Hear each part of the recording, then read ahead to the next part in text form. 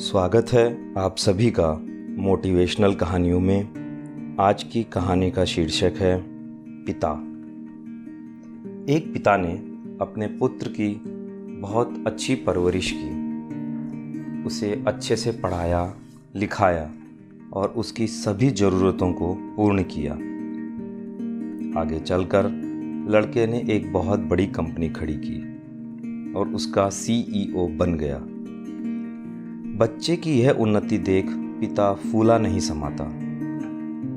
समय पर उसका विवाह हो गया, उसके भी बच्चे हो गए। पिता जब बूढ़े हो चले तो एक दिन पुत्र से मिलने उसके ऑफिस चले गए। वहाँ देखते हैं कि उनका पुत्र एक बड़ी सी ऑफिस में बैठा था। उसके नीचे बहुत सारे कर्मचारी काम कर रहे थे। यह देख पिता का सीना गर्व से फूल गया। वह लड़के के ऑफिस में जाकर उसके कंधे पे हाथ रखकर खड़े हो गए और पूछा कि इस दुनिया में सबसे शक्तिशाली इंसान कौन है। पुत्र ने बड़े प्यार से हंसते हुए जवाब दिया, मेरे अलावा कौन हो सकता है पिताजी।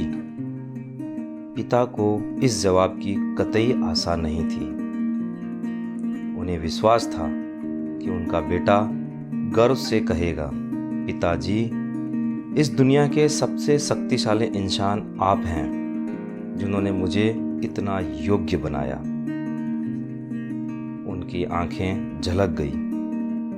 वह ऑफिस का गेट खोलकर बाहर निकलने लगे।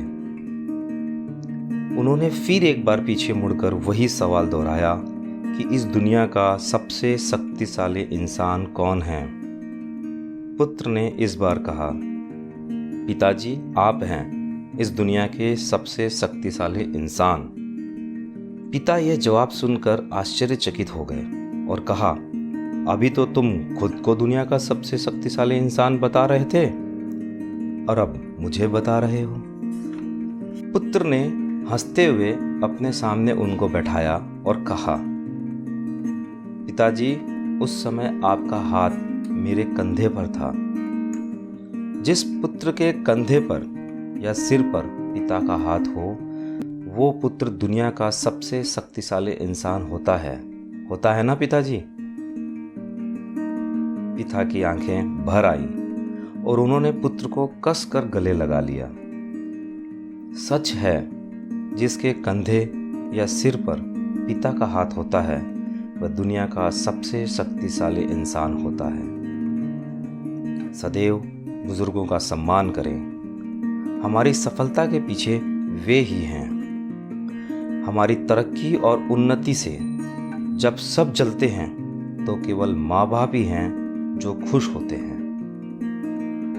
माँ 9 महीने बच्चे को पेट में पालती है, मगर पिता जीवन भर बच्चे को पालते हैं।